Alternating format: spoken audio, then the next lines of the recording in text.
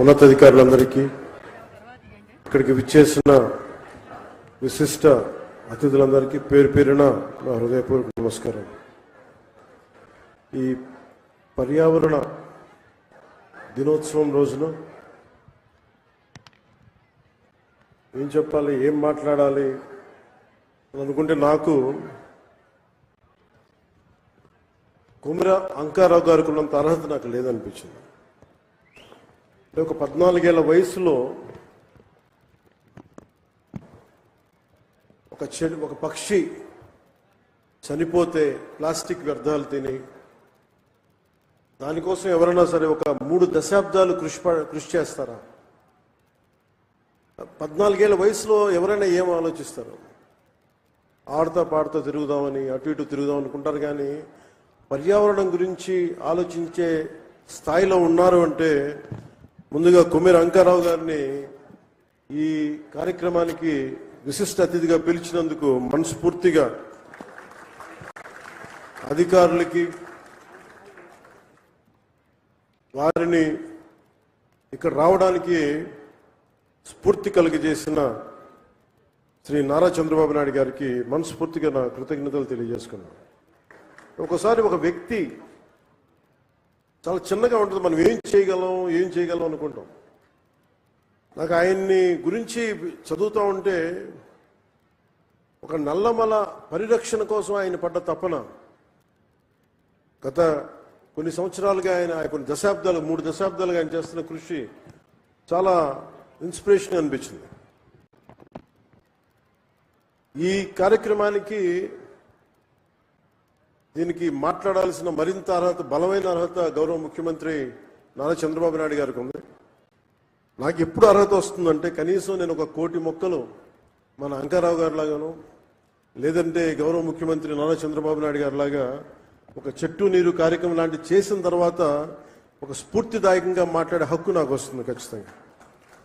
ఇప్పుడు దాకా నేను పర్యావరణం కోసం వ్యక్తిగతంగా చేశాను కానీ కొన్నిసార్లు, కానీ నాకు ఇప్పుడు ఈ అటవీ శాఖ కూడా పర్యావరణం 2 నా దాంట్లో ఉన్నప్పటికీ నేను వచ్చే సంవత్సరం ఇదే రోజుకి కనీసం ఒక 1 కోటి మొక్కలు నాటి, అలాగే ఫారెస్ట్ ఫైర్స్, అడవిలో కార్చిచ్చులు కనుక ఆపగలిగి, ఇందాక మన అంకారావు గారు చెప్పినట్టుగా, కుమ్మెర అంకారావు గారు చెప్పినట్టుగా అడవుల్లోకి గొర్రెల్ని పొట్టేళ్ళు మేపడానికి తీసుకుపోయి అక్కడ గడ్డి కోసం కాలుస్తూ ఉంటారు.